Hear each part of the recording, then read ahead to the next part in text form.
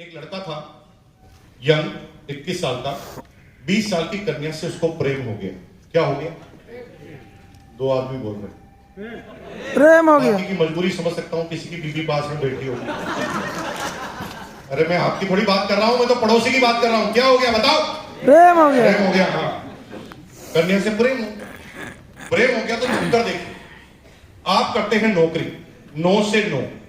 आप करते हैं नौकरी, 9 से 9 छुट्टी नहीं मिलती, राइट? तो 9 से 9 तो आप मिल नहीं पाएंगे। संडे को आप मिल नहीं पाएंगे क्योंकि संडे में उसका बाप भी करता है नौकरी, वो घर पे रहता है। लड़की मिल सकती केवल 9 से 9 क्योंकि बाप नौकरी के लिए जाता है 9 से 9, और आप भी जाते हैं 9 से 9। तो आप 9 से 9 आप 9 से 9 मिलना चाहती हैं और वो 9 से 9 मिल नहीं सकते।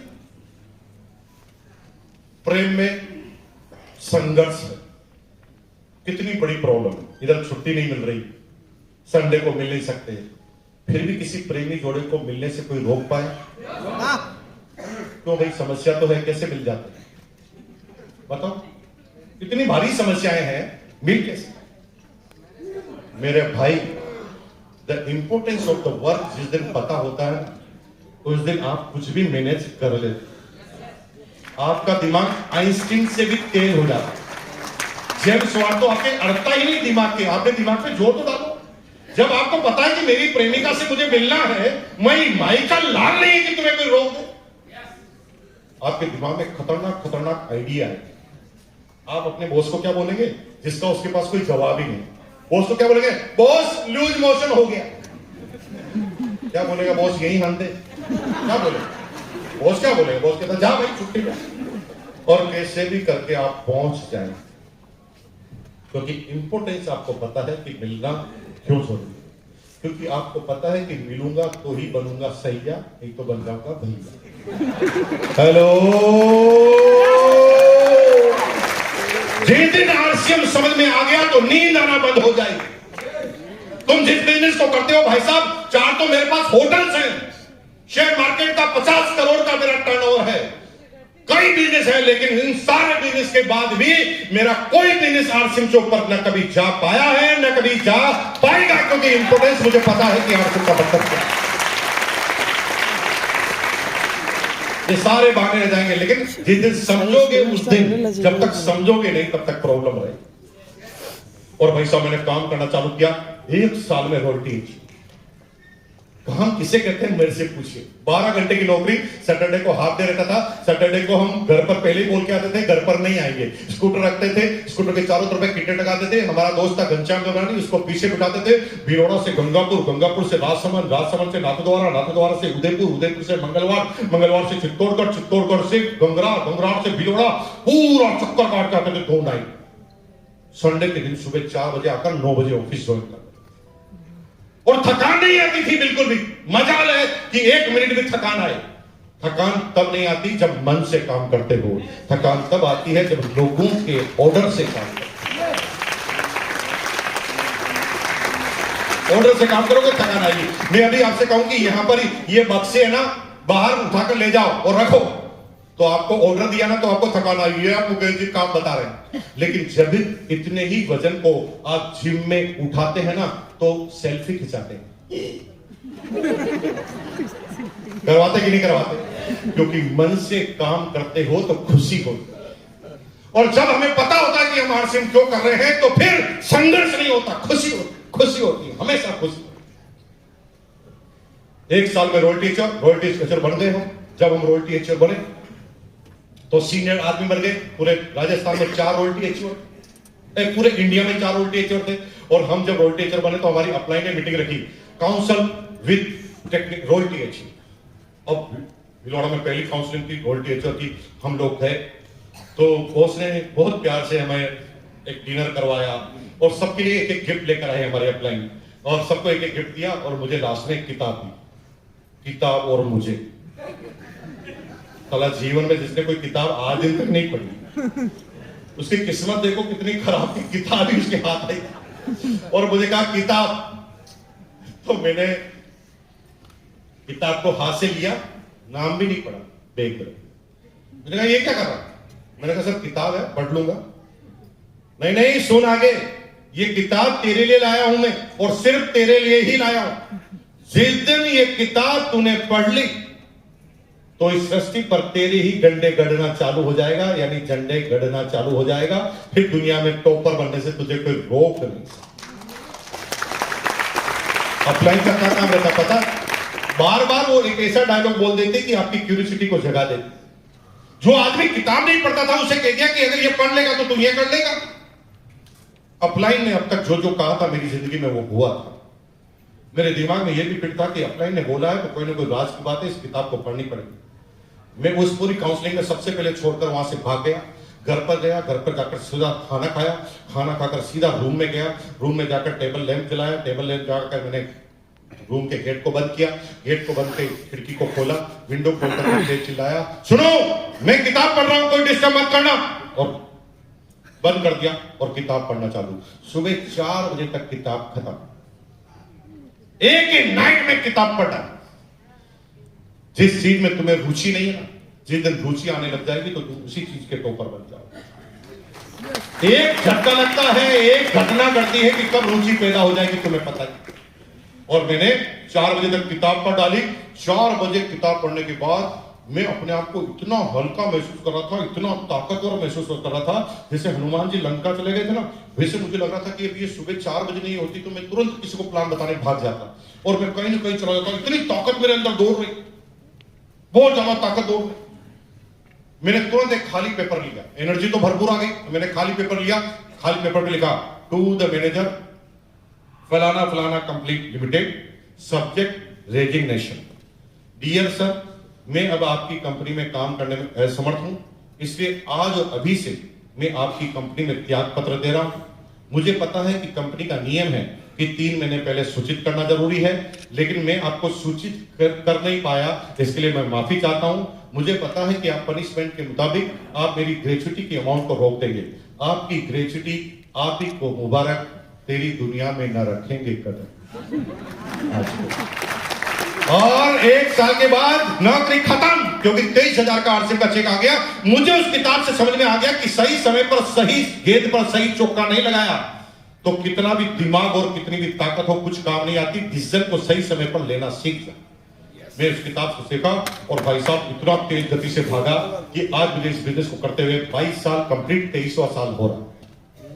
अब मजे की बात है, उस किताब में ऐसा क्या लिखा हुआ था? तो टोटल 8 आदमी जानना चाहते हैं, तो सेमिनार के बाद जानना चाहते हैं किताब में क्या लिखा? दिमाग खराब हो जाएगा। किताब में क्या लिखा? एक किताब की एक लाइन ने दिमाग ही खराब कर दिया। किताब में एक छोटी सी कहानी थी, कहानी में थोड़ा मोल्ड करके समझा रहा हूं, आपको थोड़ा जल्दी समझ में आएगा। राजस्थान का गांव था 500 साल पुरानी बात है। कितने साल पुरानी बात है? राजस्थान का गांव 500 साल पुरानी बात। उस समय 500 साल पहले इलेक्ट्रिसिटी नहीं थी, जेसीबी मशीन नहीं थी, कोई साइकिल नहीं थी, कोई औजार नहीं थे। 500 साल पहले बिल्कुल गांव की लाइफ। राजस्थान में हर साल अकाल पड़ते थे, 1-2 बारिश होती थी। पीने का पानी बारिश के पानी पर निर्भर होता था। जमीन के अंदर जो पानी था वो खारा था और बहुत गहराई पर था। पानी का इतना संकट होता था कि 5-7 गांवों के बीच में एक तालाब होता था। तालाब से सारी गांव की महिलाएं सुबह 4 बजे पानी लेने जाती थी पीने के लिए। आज भी चित्रकार द्वारा चित्रण किया जाता है राजस्थान का, तो राजस्थान का चित्र ऐसे ही आता है। वेद के टीले, 10 लेडीज पानी का घड़ा लेते हुए गाना गाते गाते जा रही है। ये वहां का मूलभूत कल्चर था और सारे गांव में ऐसे ही होता था। राजस्थान बहुत बड़ी प्रॉब्लम थी, सब लोग पानी से त्रस्त थे। तभी 2 गांव में आपके और मेरी तरह 2 बच्चे पैदा हुए जो 18 साल के होते। वो एंटरप्रेन्योर थे।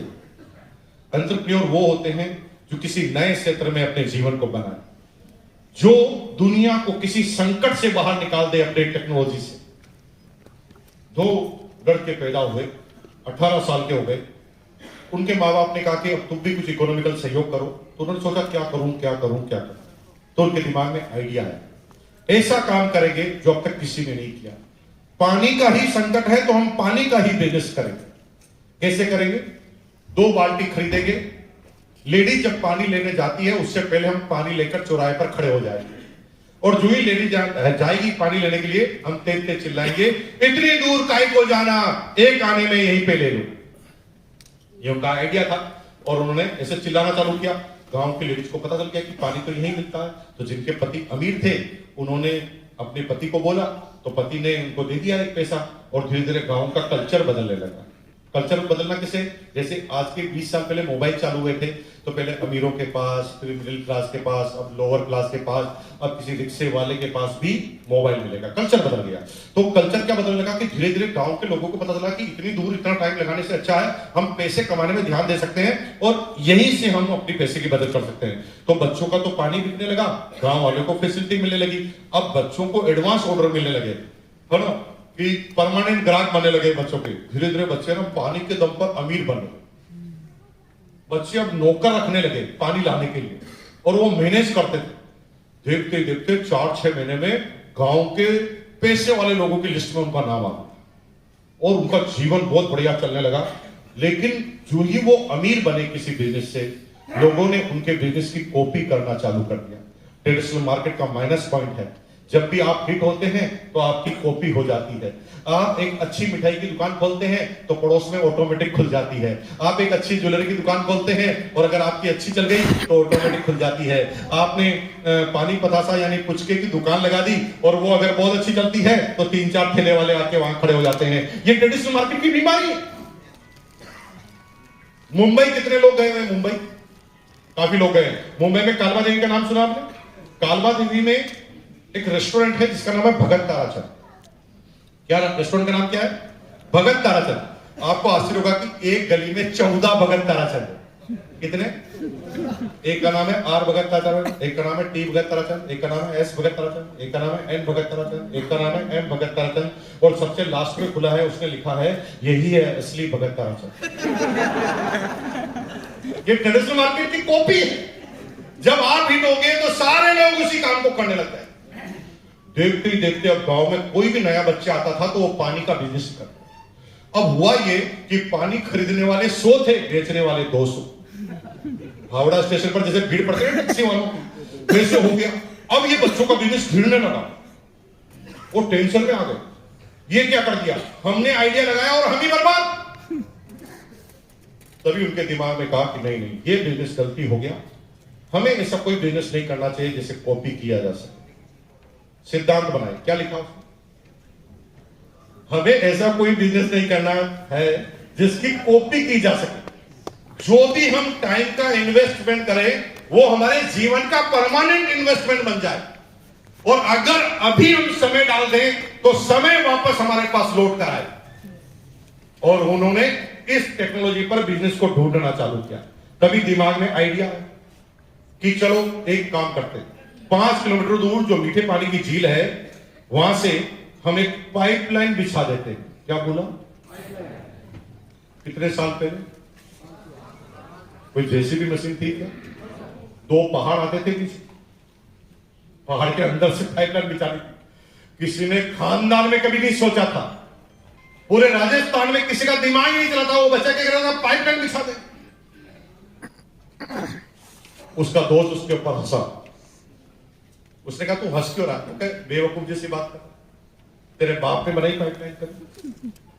तुम भी जब आरसीएम करोगे तो तुम्हारा पड़ोसी भी यही बोलेगा, तेरा बाप को क्या रोटी कर। नए काम करने वालों को सुनना पड़े। सुनने की आदत है तो लीडर बनने वाले सुनना चालू कर दो लोग। तेरा बाप पहुंचा, वो कहते नहीं बाप नहीं पहुंचा तो क्या है? ये कहां लिखा हुआ कि जहां पर बाप नहीं पहुंचता वहां पर बेटा नहीं पहुंच सकता? वो बहसबाजी कर। उसने कहा चल सरपंच से पूछ ले। सब सरपंच के पास गए कि पाइपलाइन बिछा दे। तो सरपंच ने क्या सोचा कि भैया इसको कोई भूत प्रेत का साया आ गया, तो झाड़ू वाले मंगा लिया, झाड़ू लगा के इसको ठीक कर। कोई समझने के लिए, लेकिन बच्चे के दिमाग में फिट था, बच्चे की कैलकुलेशन थी। क्या कैलकुलेशन थी? 5 किलोमीटर मतलब 5000 मीटर। 5 किलोमीटर मतलब कितना होता?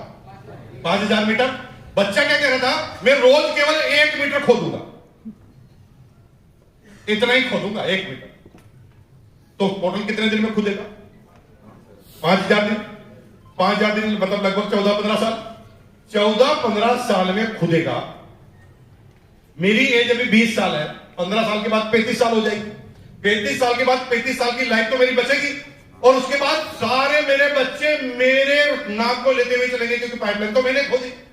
और इस टेक्नोलॉजी के साथ उन्होंने खोदना चालू किया, लेकिन आम आदमी के पास पेशेंस नहीं होता। मैं अपने दोस्त को आरसीएम का प्लान समझा रहा था। दोस्त को जब आरसीएम का प्लान समझा रहा था तो लास्ट में मैंने इनकम बताई। ये रॉयल्टी में 20 से 30 हजार की इनकम आती है, टेक्निकल पर 40 से 50 हजार की, 60 हजार की इनकम आती है। फिर रूबी पर इतनी आती है, स्टार रूबी पर इतनी आती है, सफायर पर इतनी आती है, स्टार सफायर पर 15-20 लाख रुपए की इनकम आती है। तो उसने मेरे पेन को रोक दिया, बस आगे मत बता। मैंने कहा क्यों? यही चाहिए 20 लाख रुपए पर। मैंने कहा ले लो, बस अब ये 20 लाख लेनी है, तू मुझे बता कितना समय लगेगा। मैंने कहा सर समय तो यही मान लो 10-15 साल। 10-15 साल 10-15 साल के बाद तो मैं 50 साल का हो जाऊंगा। मैंने कहा तू कुछ मत कर, तू भी 15 साल के बाद 50 का ही होगा, बिना करे हो जाए या करके हो जाए। लोग इसलिए नहीं कर रहे कि टाइम लगता है। अरे भाई तू नौकरी तो कर रहा है, करता रहना, जो बिजनेस कर रहा है करता रहना, साइड में पाइपलाइन खोदना चालू करना परमानेंट। लेकिन हमारे पास वो पेशेंस नहीं, और उस बच्चे ने पाइपलाइन खोदना चालू कर। जो ही वो पहाड़ा उठाकर जाता था तो गांव वाले उसकी इंसल्ट करते थे, ये पाइपलाइन बिछाएगा। पाइपलाइन वाला जा। तुम भी जब टाई पहन के बाहर निकलोगे तो तुम्हारा बड़ा रॉयल्टी है, उसकी भी इंसल्ट करने लगे, आपकी भी इंसल्ट होगी। लेकिन बच्चा अच्छी तरह जानता था कि घर का खर्चा तो वो पानी लाकर चला ही रहा है, लेकिन वो एक्स्ट्रा कमा नहीं रहा है, क्योंकि उस एक्स्ट्रा समय में वो अपना इन्वेस्टमेंट कर रहा है। और उसने खोदना चालू कर दिया। खोदते खोदते खोदते खोदते 10 साल में पाइपलाइन कंप्लीट। 10 साल में पाइपलाइन कंप्लीट हो गई तो उसने गांव के चौराहे पर एक बोर्ड लगा दिया और एक चेयर लगा दी। ऐसे एक बोर्ड लगा दिया और बोर्ड पे चेयर लगा दी और पास में नल लगा दिया, ऐसे पास में नल लगा दिया, ठीक है। और बोर्ड पे लिख दिया, भाई और बहनों अब पानी के लिए आपको 1 पैसे देने की जरूरत नहीं है, महीने के 5 पैसे दो और अनलिमिटेड पानी ले जाओ। क्या लिखा इसने? क्या लिख दिया इसने? महीने के 5 पैसे दो और अनलिमिटेड पानी ले जाओ। एक ही दिन में 200 बच्चे बेरोजगार। That is the technology business. कब कौन सी टेक्नोलॉजी आएगी, कब किसको गायब कर देगी, पता ही नहीं। 30 साल पहले एसटीडी पीसीओ टॉप पे थे, एसटीडी पीसीओ ही गायब। 30 साल पहले पेंटर टॉप पे थे, एक फ्लेक्स मशीन आई, सारे के सारे पेंटर गायब। ऐसे 50 बिजनेस के एग्जाम्पल आपने देखे हैं और मैं दे सकता हूं। एक टेक्नोलॉजी आती, सारे गायब। कहीं आप वो बिजनेस तो नहीं कर रहे, कहीं आप वो नौकरी तो नहीं कर रहे। अभी गवर्नमेंट टीचर लगाती है तो सब लोग टीचर की नौकरी करना चाहते हैं। मेरे भाई आने वाला जमाना किसी फिजिकल पढ़ाने का है ही नहीं। बायजू जैसी कंपनियां अभी से कदम रख चुकी है उसके अंदर। बच्चे को पढ़ाने के लिए टीचर को लगाने की जरूरत नहीं है। एक बढ़िया कार्टून फिल्म से आप पूरे चैप्टर को पढ़ा सकते हैं। एक कार्टून फिल्म चलेगी, राम और लक्ष्मण बातें करेंगे और फिजिक्स का सिद्धांत समझा देंगे पूरे। अब उन चीजों में बातें जा रही। अभी से पाइपलाइन खोदना चालू करो मेरे भाई, नहीं तो समय लेट हो जाएगा। मैं ये नहीं कह रहा हूं आरसीएम करो, पाइपलाइन खोदना चालू करो। एक ऐसा काम करो जो परमानेंट रूप से आपके पास इनकम लेकर आए, पैसिव इनकम लेकर। देखते देखते सारे के सारे बच्चे बेरोजगार हो गए। अब ये एक आदमी के पास कोई काम ही नहीं बचा। बस वो तो मर्जी आया तब आता, आके सीट पे बैठ जाता, बस नल को पकड़ लेता, जो भी बाल्टी लेकर आता उसको कहता भाई आज ही चाहिए कि परमानेंट चाहिए। वो परमानेंट चाहिए तो अपने अकाउंटेंट को बोलता है इसका खाता खोल दो 5 पैसे लेकर। अब उसके पास 20 तो अकाउंटेंट हो गए। अब केवल उसके पास कोई काम नहीं, बस नल को यू करने का। जब भी कोई आता तो नल को खोलता, क्या आवाज आती थी? ऐसे आवाज आती थी। जब भी ट्र करता था तो पैसा आता था। क्या करता था तो पैसा आता था? कोई टर बोल रहा, कोई भर बोल रहा। अरे मैं सवाल सुनो, ट्र नहीं समझ पा रहे। चलो मैं आपको बताता हूँ। सब लोग ऐसे हाथ करो जैसे नल पकड़ लिया, नल पकड़ लिया, ऐसे नल पकड़ लिया, ऐसे नल पकड़ लो सब लोग। जो नहीं पकड़ रहा उसे पकड़ाओ जबरदस्ती और बोलो।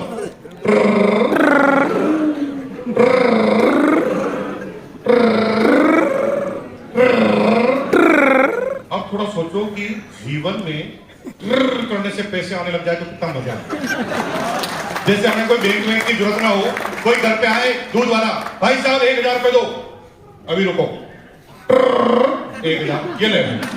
ऐसा कोई सिस्टम आ जाए तो मजा आ जाए कि नहीं आ जाए? लेकिन भाई साहब ये ट्रू करने की वजह से उस एरिया का सबसे अमीर आदमी बन गया, क्योंकि इसने एक ऐसे बिजनेस को पकड़ा जो हर आदमी की जरूरत हो। तो बिजनेस में टॉप पे जाना चाहते हो तो ऐसे काम को करो जो हर आदमी की जरूरत हो। जैसे आरसीएम, आटा, दाल, चावल, नमक, ये सारे कोई भी मना ही नहीं कर सकता ऐसा बिजनेस। तो उसने पानी का बिजनेस सुना ताकि कोई मना ही नहीं कर सकता। लेकिन इतना पैसा कमाने के बाद भी उसका 5 किलो वजन कम हो गया। पूछो क्यों? हाँ, 5 किलो वजन इसलिए कम हो गया क्योंकि वो रात को नींद नहीं आती। वो बार बार सोचता था कि मैं जब बूढ़ा हो जाऊंगा तो ट्र कौन करेगा। तो उसने एक दिन पड़ोसी से पूछा, भाई साहब मैं बूढ़ा हो जाऊंगा तो ट्र कौन करेगा? तो पड़ोसी ने कहा इसमें क्या बड़ी बात है, तेरा बच्चा करेगा। उनका बच्चा करेगा मतलब मेरा बाप मेरे ऊपर निर्भर है, मैं उसके ऊपर निर्भर होऊंगा, उसका बच्चा उसके ऊपर निर्भर होगा। क्या हम जिंदगी भर लोगों के ऊपर निर्भर रहेंगे? नहीं, हमें एक ऐसा काम करना है कि जिंदगी भर जब तक जिंदा रहे केवल मेरा ही नाम चलना चाहिए और मेरे मरने के बाद भी मेरे खानदान में मेरा नाम लगा रहना चाहिए। तो उसके दिमाग चलने लगा क्या करें क्या करें क्या करें। तो अब उसके पास खूब सारे नौकर थे। उसने गांव में बोर्ड बदल दिया। बोर्ड पे लिखा, भाई और बहनों अब आपको चौराहे पर आकर पानी लेने की जरूरत नहीं है, 10 पैसा जमा कराओ और पाइपलाइन ही अपने घर पर ले जाओ और खुद ही ट्र करो। अब लोग 10 पैसे जमा कराने के बाद सब कनेक्शन लेने लगे। अब उसके पास इतने आदमी थे कि हर घर में जाके पाइपलाइन डाल के आ गए। अब तो उसके पास कोई काम ही नहीं। वो तो पूरे दिन भर घूमे, कौन कब ट्र कर दे, इसके घर में पैसा आना भाई। और भाई साहब जब ये गहरी निंद्रा में सो रहा होता है तब भी कोई ट्र कर देता। ये तो इधर सो रहा है, उधर रात को 2 बजे किसी ने नहाने के लिए पानी को ट्र कर दिया, जब पानी पैसा आना चाहता। उसने सिस्टम ही ऐसा बना लिया कि कौन कहां ट्र कर दे, इसके ट्र पे कोई दिक्कत नहीं। हमारा वही ट्र कंप्लीट हो गया। हमारी टीम में 1.5 करोड़ लोगों ने ट्र का कनेक्शन ले लिया। हमारी टीम में 17 लाख लोग हर महीने ट्र करते हैं और लोग ट्र करते हैं तो हमारा ट्र ऑटोमेटिक होता है। कश्मीर से लगाकर कन्याकुमारी तक, काली गंगा से गांधीधाम तक, हिंदुस्तान का एक भी स्टेट, एक भी डिस्ट्रिक्ट, एक भी गांव ऐसा नहीं जहां पर आरसीएम में हमारी डाउनलोड। और जहां पर कोई भी ट्रिक करे तो हमारे को इनकम आएगी। रात को 2 बजे भी किसी को भूख लगे और बिस्किट का पैकेट खाते ही ट्र हो जाता है तो हम गहरी निंद्रा में भी होते हैं तो हमारे खाते में जमा हो जाता है। हमने ऐसे कारोबार को कर दिया कि सारा कनेक्टेड हो गया। लेकिन जब आप लोग ट्र करते हैं तो ट्र की ही आवाज आती है, लेकिन हमारे घर पर ट्र की आवाज नहीं आती। आपके घर पर आप ऐसे करते तो ट्र ट्र, जब भी प्रसिद्धि करेंगे क्या आवाज आएगी? ट्र ट्र। लेकिन हमारे ऐसी आवाज नहीं आती, हमारे घर पर अलग तरह की आवाज आती। कंटिन्यू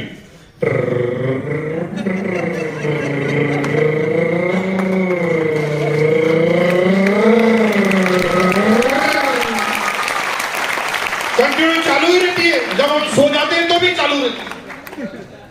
और लास्ट डेटों में तो भाई साहब भट्टाचार्य जी तेज तेज आती है। तो भैया लास्ट डेटों में 1 घंटा तो आवाज को नहीं सुना सकते, इतनी तेज आवाज। पाइपलाइन बनानी है, यस अगर नहीं बनानी है तो सेमिनार समाप्त हुई, 150 रुपए में इससे ज्यादा नहीं बोला जाता। और बनानी है तो दोनों हाथ खड़ा करो। पड़ोसी नहीं करता है तो उसे या तो बाहर ले जाने के लिए बोल दो या फिर खड़े कर दो, और एक बार अंदर से आवाज निकाल के बोलो ये। अगर ये पाइपलाइन बनानी है तो तैयार हो जाओ। दो काम करने, हमें समझना है कि आरसीएम क्या है और आरसीएम की सपोर्टिंग एक्टिविटीज क्या है।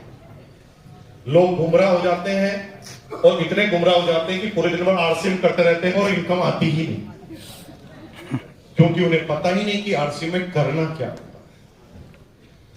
जो भी आरसीएम में करना होता है वो आप करते ही नहीं, आप वो करते हैं जो सपोर्टिंग एक्टिविटीज। मीटिंग में आना आरसीएम की सपोर्टिंग एक्टिविटीज है। 100% प्रोडक्ट इस्तेमाल करना आरसीएम की सपोर्टिंग एक्टिविटीज है। ट्रेनिंग में जाना आरसीएम की सपोर्टिंग एक्टिविटीज है। हमेशा पॉजिटिव रहकर जय आरसीएम बोलना सपोर्टिंग एक्टिविटीज है। गांव के चौराहे पर आरसीएम की पॉजिटिव बातें करना, that is called supporting activities. हमेशा कोऑर्डिनल रूल और बेसिक का पालन करना, उनको पढ़ना, यूट्यूब पर जाना, जूम मीटिंग में जाना है, ये सब सपोर्टिंग एक्टिविटीज है। तो प्रश्न है आरसीएम क्या है? आरसीएम दो ही काम से आरसीएम होता है, खुद की परचेजिंग, डाउनलाइन की परचेजिंग, और कोई आरसीएम में होता ही नहीं है। क्या दो काम? देखो, खुद की परचेजिंग से क्या होता है, जैसे मैंने परचेज किया तो परचेज करके मैं यूज भी कर सकता हूं और सेल भी कर सकता हूं, और डाउनलाइन की परचेजिंग पर डाउनलाइन भी काम कर सकता है, डाउनलाइन भी खरीद भी सकता है और बेच भी सकता है। यानी जब बीवी यानी पीवी बने तो वो आरसीएम है, बाकी सब मोह माया। हम कितना काम ऐसा कर रहे हैं जिससे पीवी बन रहा है। जिस दिन ये दिमाग में क्लियर हो गया तो आपको आश्चर्य होगा कि जो 2 घंटे काम करता है वो इस बिजनेस का टेक्निकल बन जाता है। और मैंने ऐसे कई आदमी को देखा है जो 100% कमिटेड है, जय आरसीएम बोलते हैं, फुल टाइम आरसीएम करते हैं, लेकिन वो रॉयल्टी पर भी नहीं पहुंच रहे क्योंकि वो कल जय आरसीएम बोलते हैं। पिकअप सेंटर पे जाके बैठ जाते हैं, जो भी आदमी आता है उसको पकड़ लेते हैं और बोलते हैं जय आरसीएम, बोल जय आरसीएम, बोल जय आरसीएम। ऐसे करने से तो पीछे पड़ेगा, कुछ नहीं होगा। 2 काम, या तो घर के लिए सामान लो यूज करो, या लेकर सेल करो। पहला, डाउनलाइन बनाओ, डाउनलाइन का बिल कटाकर डाउनलाइन से सेल कराओ या यूज कराओ। ये 2 काम जब जब भी होंगे तब पीवी बनेगा, और जब जब भी पीवी बनेगा तो आप ऊपर जाएंगे। केवल पॉजिटिव रहने से टेक्निकल अचीवर नहीं जाएंगे। तो आरसीएम के 2 ही काम है। क्या बताओ, क्या बोला मैंने? बिल बनना। जब भी पिकअप सेंटर पर जाने के बाद आपकी आईडी और आपकी आईडी के नीचे किसी का बिल बनता है तो वो आरसीएम है, बाकी कुछ आरसीएम नहीं है। भले कितना ही जय आरसीएम करो, कोई आदमी 50 बार जय आरसीएम करे तो आरसीएम उसे अलग से रॉयल्टी नहीं देती है। ये 2 काम कर दे तो रॉयल्टी मिलेगी। और भाई साहब, इनॉग्रेशन फंक्शन आ रहा है भिलौड़ा के अंदर, है ना? पता कितने लोगों को पता? हाथ खड़ा कीजिए। ऐसा फंक्शन का मौका भट्टाचार्य जी पूरे आरसीएम के इतिहास में नहीं आया। सहानी पूरे आरसीएम के इतिहास में जब 2500 पीवी का प्रोडक्ट हर महीने यानी 3 महीने तक 7,500 का, अक्टूबर नवंबर तो निकल गया, अब तो 1 ही महीना बचा है, इसी महीने में आपको पूरा करना पड़ेगा। तो आपको 1 महीने का सिर्फ 5,000 का माल खरीदने से 2 कूपन, 5,000 का माल खरीदने से भिलौड़ा जाने की एंट्री, 5,000 का माल लेने से भिलौड़ा में आपको गाला डिनर फ्री, 5,000 का माल लेने से टीसी छावड़ा जी के साथ रहना फ्री, 5,000 का माल लेने से इंडिया के सारे लीडरों के साथ रहने का मौका, 5,000 का माल लेने से गुड डॉट का ऑफर, 5,000 का माल लेने से न्यूट्रीचार्ज का ऑफर, 5,000 का माल लेने से हरी संजीवनी का ऑफर, 5,000 का माल लेने से आपका खुद का कमीशन, 5,000 का माल लेने से डाउनलाइन का कमीशन। ये सारा 5,000 का माल लेने से इतना सारा मिल रहा है। मेरे भाई, पूरी पृथ्वी में ऐसा समझाओ कि 5,000 का माल लेने से ऐसा कभी हो सकता है? अगर ये बात अभी तक भी समझ में नहीं आ रही है तो मैं गारंटी के साथ कह सकता हूं कि आपके दिमाग की सीटी स्कैन करवाओ, कोई ना कोई लोचा निकलेगा। क्योंकि ऐसा ऑफर तो कभी पृथ्वी पर आया ही नहीं था कि एक काम करने से इतने सारे फायदे एक साथ हो, फिर भी कोई नहीं कर पा रहा है। तो सिर्फ वो जय आरसीएम कर रहा है, उससे कुछ होने वाला नहीं है। भैया हमारे राजकुमार चांडक जी की याद आ रही है, और राजकुमार जी चांडक नए जो है रूबी पिनेचर बने हैं, तो मैं सलूट करता हूं कि इतने जोरदार तरीके से उन्होंने काम किया। अगर राजकुमार जी चांडक यहां पर हैं तो मैं चाहूंगा जोरदार तालियों के साथ राजकुमार जी का स्वागत कीजिए। है क्या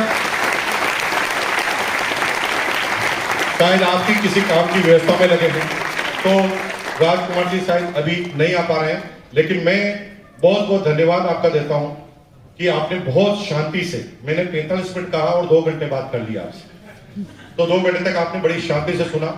और यही चीज ये डिसाइड करती है कि आप किसी चीज के लिए कितने कमिटेड हैं, कितने लोग कमिटेड होकर आ सकते हैं। राजकुमार जी आ गए, एक बार जोरदार तालियां। मैं अपने स्टेज को छोड़ रहा हूं, एक बार जोरदार खड़े होकर तालियां राजकुमार जी के लिए बजाएं। Brand new Ruby पिनेचर Rajkumar ji. और ये एक ऐसा आदमी है जो जब शुरुआती समय में साहनी साहब, राजकुमार जी, गोयनका साहब, ये वो चंद कमिटेड लोग होते थे जिनकी वजह से बिजनेस आज पूरे वेस्ट बंगाल में है। तो मैं बहुत बहुत धन्यवाद के साथ आपके साथ विदा करता हूं। एक बार जोरदार तालियां राजकुमार जी के लिए, बहुत बहुत धन्यवाद। Thank you.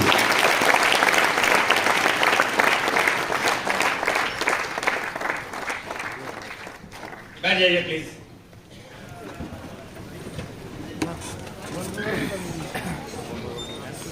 কি মনে হচ্ছে এখন? কি মনে হচ্ছে?